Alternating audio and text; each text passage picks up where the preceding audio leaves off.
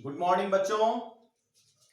तो आप लोग सारणिक चैप्टर को पढ़ रहे हैं और इसमें हम लोग सारणिक के गुणों पर आधारित कुछ क्वेश्चन किए थे पिछले क्लासों में, और आज इस कड़ी को आगे बढ़ाते हुए एक नया प्रश्न लेते हैं।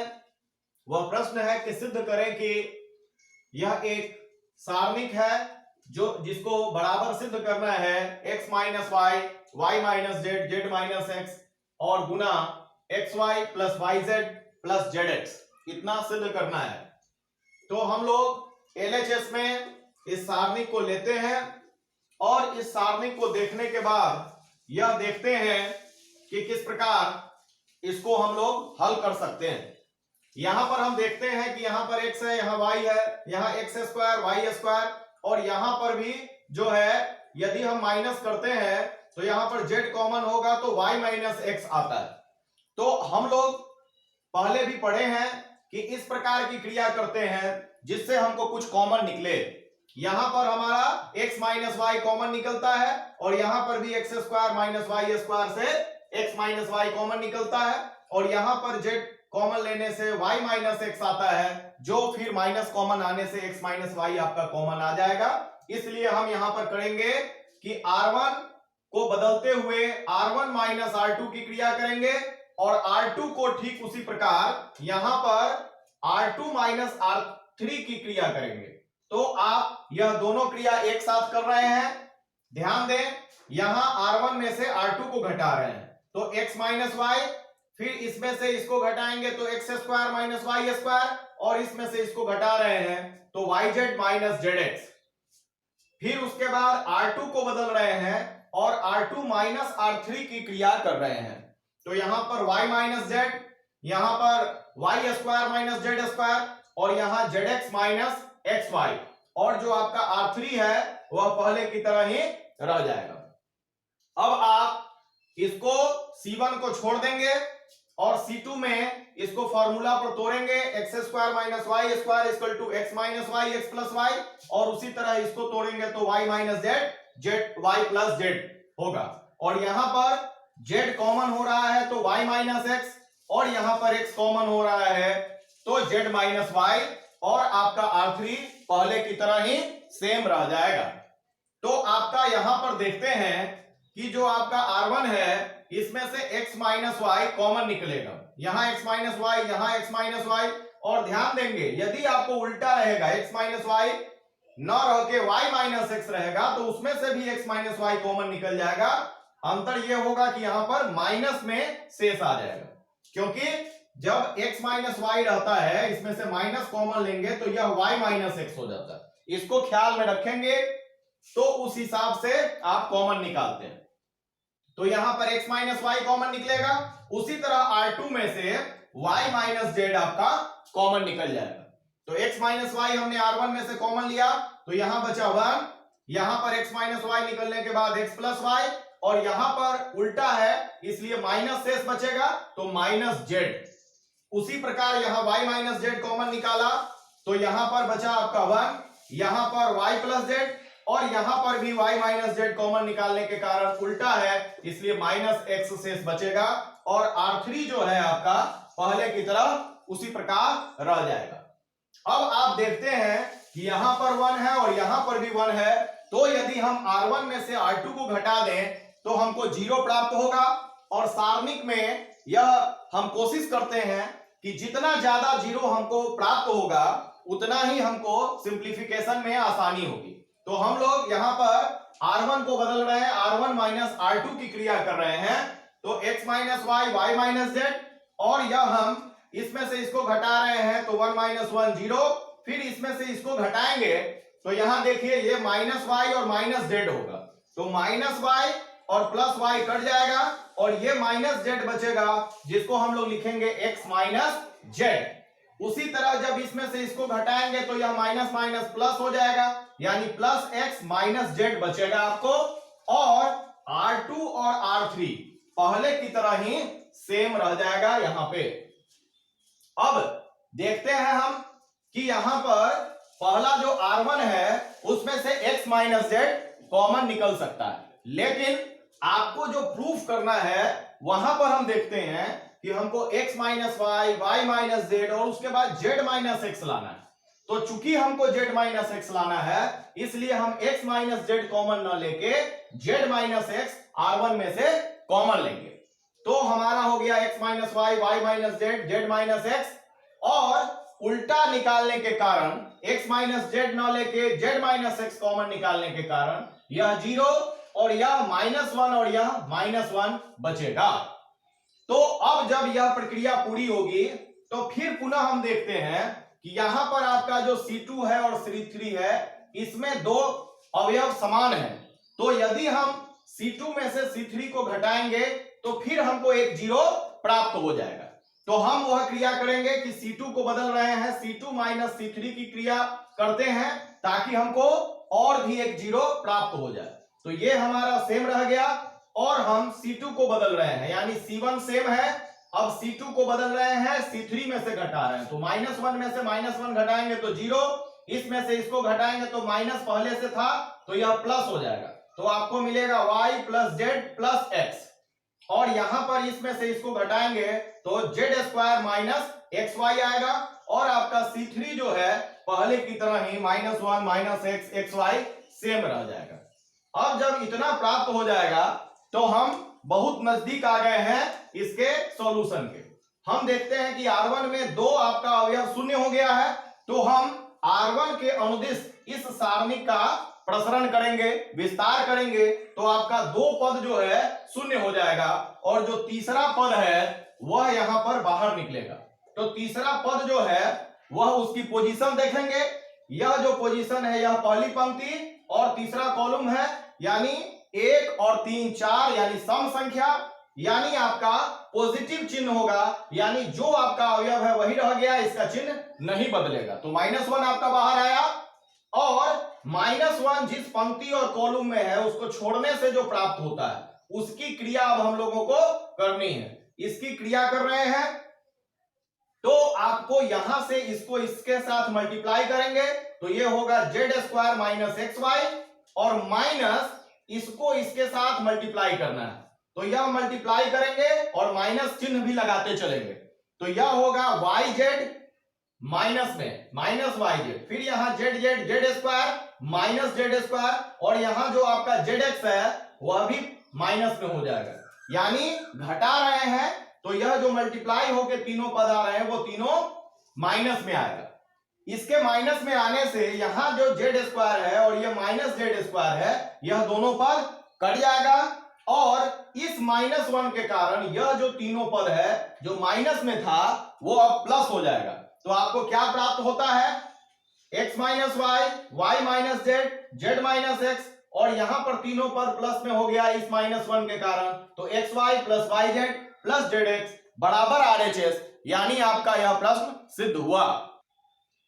अब एक अन्य प्रश्न को हम लेते हैं, जो प्रश्न है 1 plus A square minus B square 2ab minus 2b 2ab 1 minus A square plus B square 2a 2b minus 2a 1 minus A square minus B square. यह एक सारणिक है जिसको 1 plus A square plus B square का whole cube के रूप में सिद्ध करना है।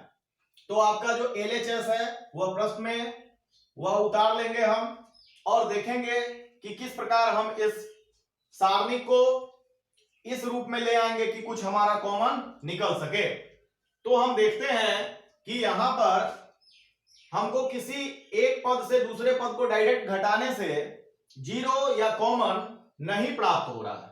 तो जब हम पूरा अपना दिमाग लगा लेंगे कि ऐसा करने पर हमको कुछ प्राप्त नहीं हो रहा है, तो जो हम एक नियम पढ़े हैं कि Ri में यदि Rj में कोई यदि अदिश राशि से गुणा करके जोड़ा जाए तो सारणी का मान नहीं बदलता है।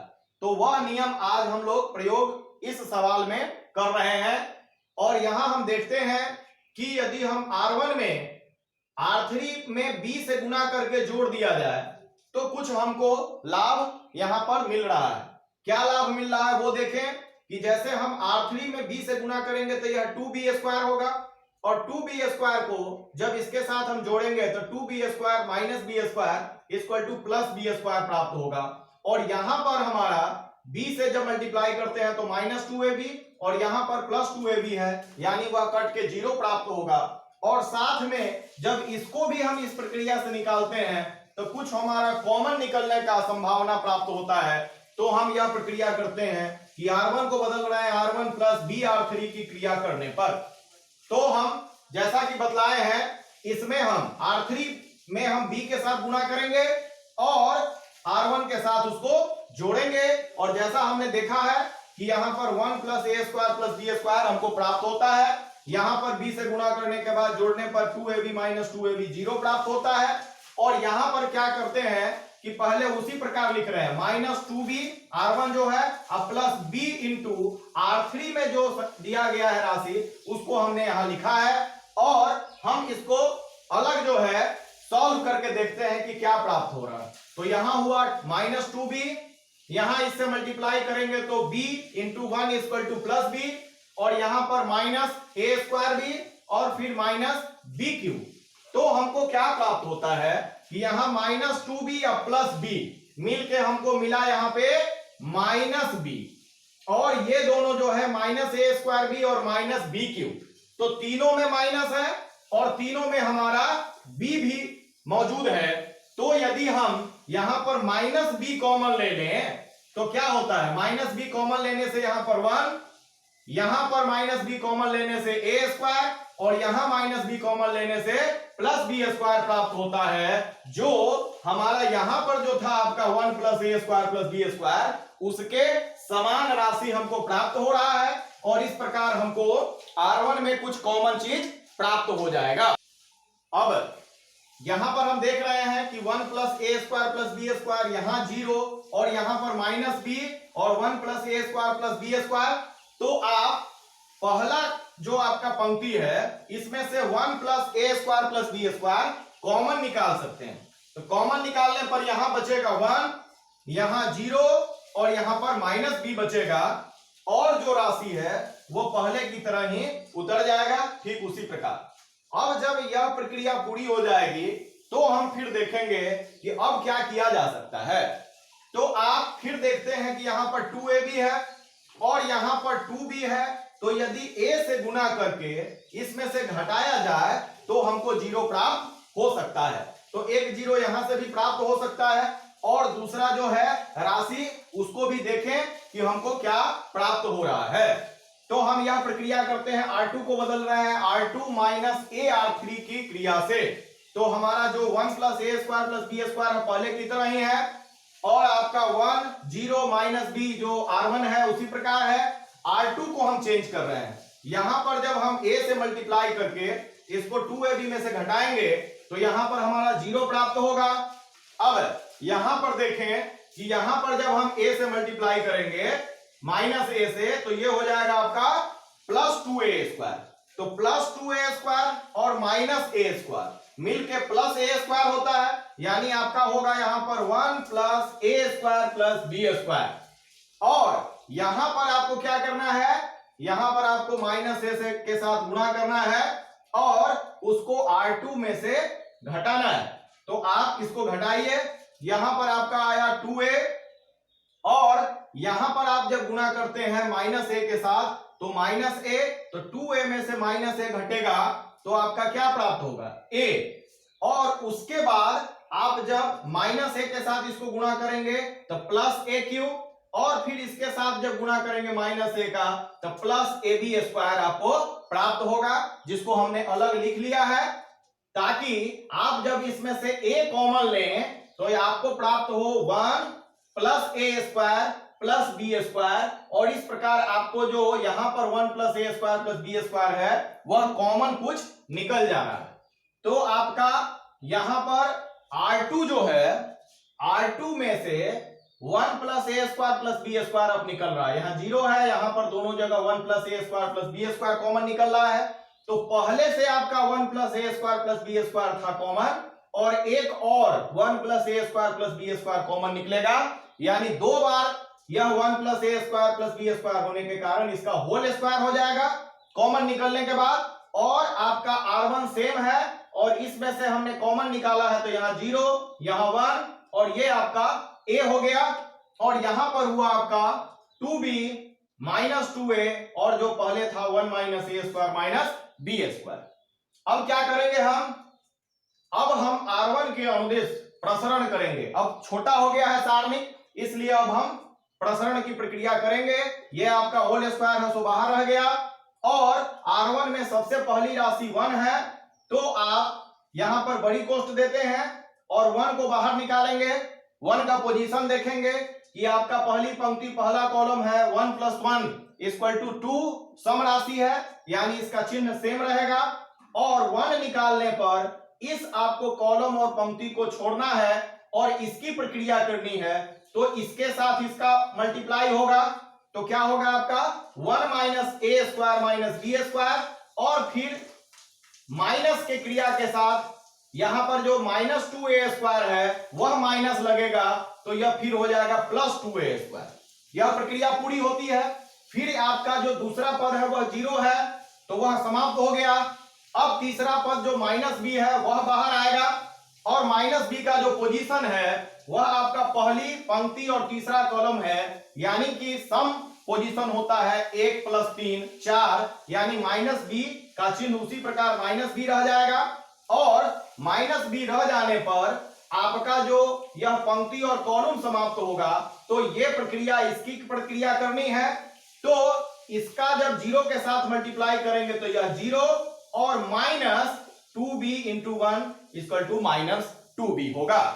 तो आपका यहां पर 1 + a² + b² का होल स्क्वायर, और 1 के साथ यह जब गुणा होगा तो आपका 1 और 2a² - a², यानी +a² - b² यहां पर आया, और यह -b × -2b, तो +-++2b² हो जाएगा।